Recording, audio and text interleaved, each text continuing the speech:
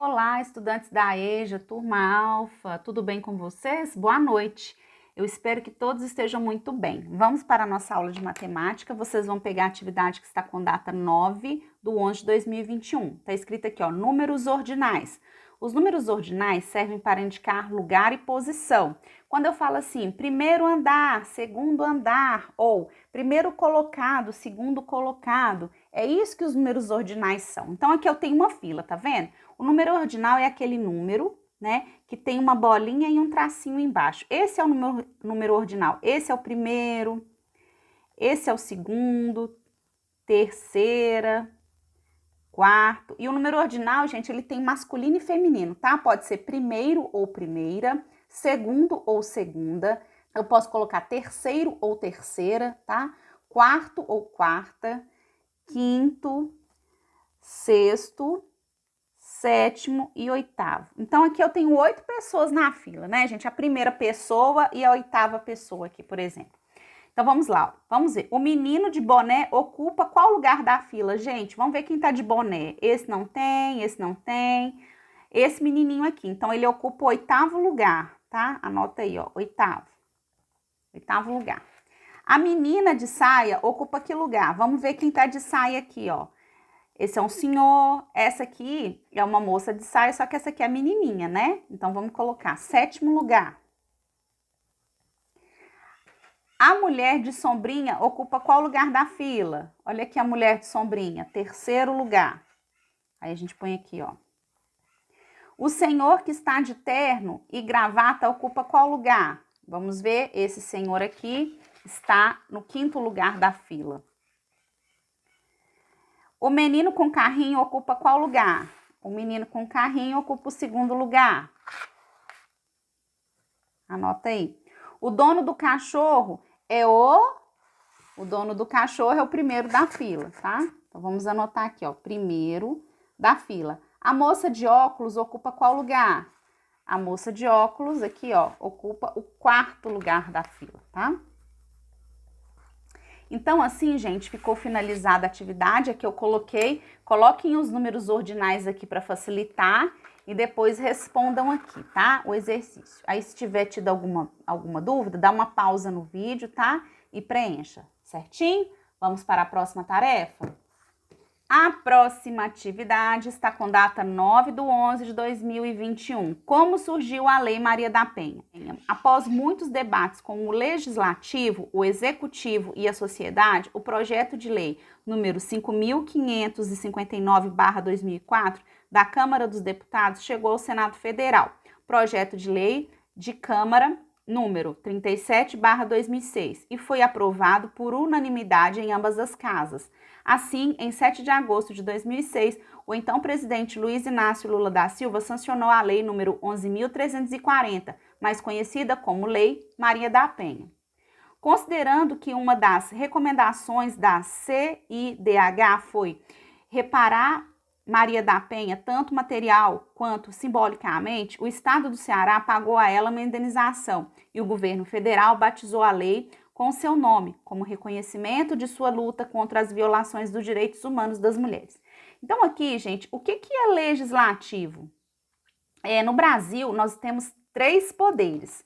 O executivo, que é a figura do presidente e dos ministros, o legislativo, que é a figura dos deputados e senadores, e o judiciário, né, que é a figura dos juízes, desembargadores, ministros da justiça, certo?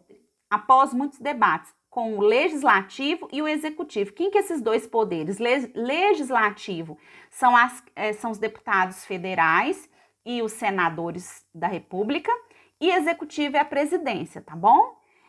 Chegou esse projeto de lei. Então, uma lei, gente, ela tem o número dela, barra o ano em que ela foi promulgada, o ano que ela foi para o diário oficial, né? Esse número aqui, barra o ano, a gente consegue achar a lei, né? Quando a gente digita lá no Google, lei número 5.559/2004, você vai achar essa lei lá para você ler, tá? Assim que a gente acha as leis. Então, foi aprovado primeiro na Câmara dos Deputados. Então, uma lei, primeiro ela passa pela casa da Câmara dos Deputados, porque a gente fala assim, ó, a lei foi aprovada nas 2 casas. O que é casa?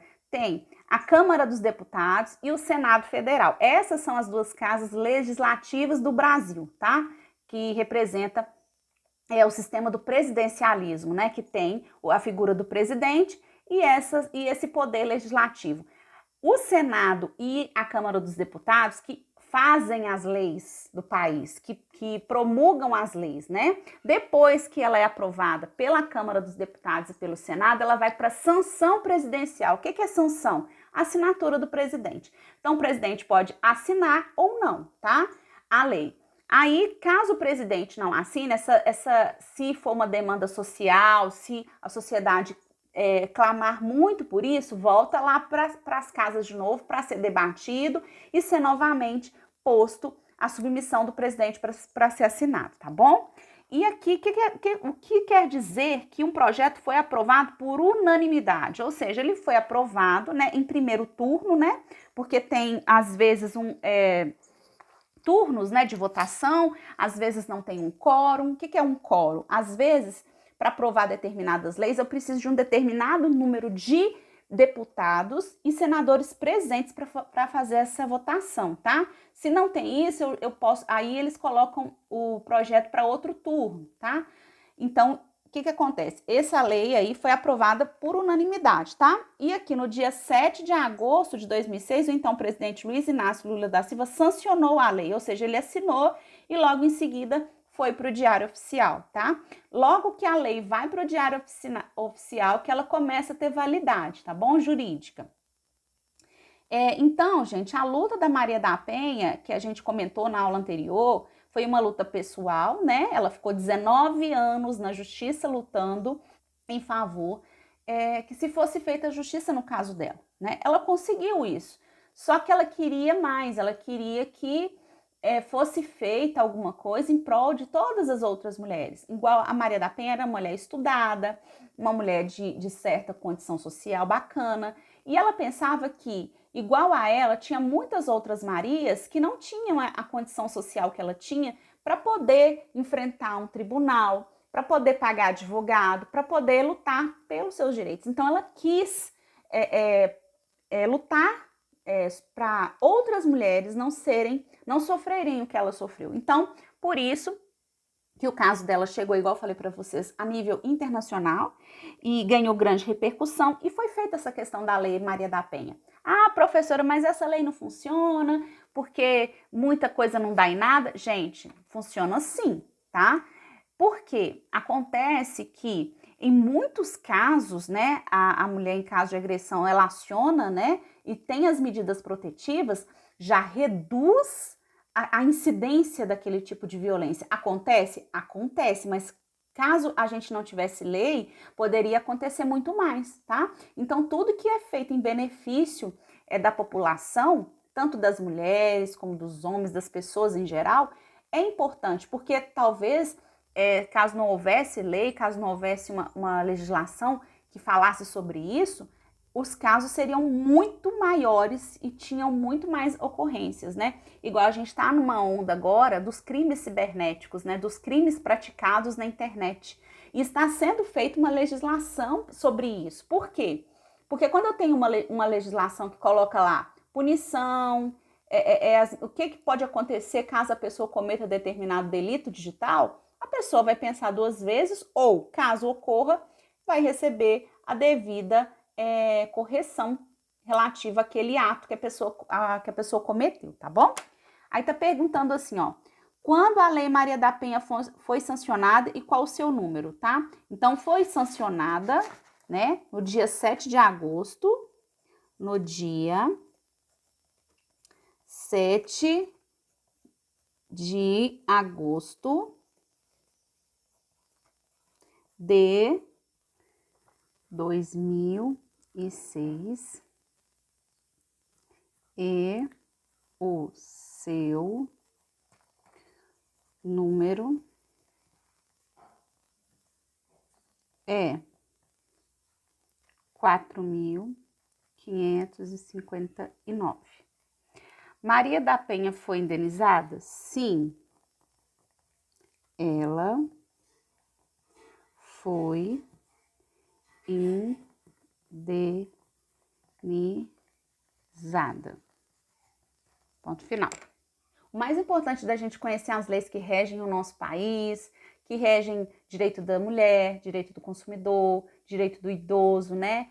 É importante conhecer essas leis, porque sabendo dessas leis, a gente sabe os nossos direitos, os nossos deveres, né?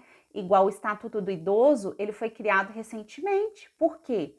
Para proteger o idoso, né? Essa questão do idoso ter direito da gratuidade no transporte coletivo, né?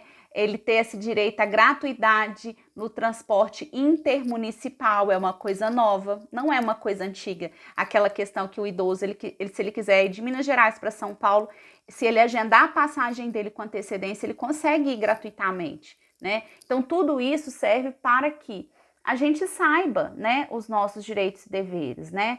Ah, professor, mas todo marido e mulher briga, tudo isso acontece, gente, brigas, discussões, mas a gente precisa perceber a diferença entre uma discussão e uma agressão, tá?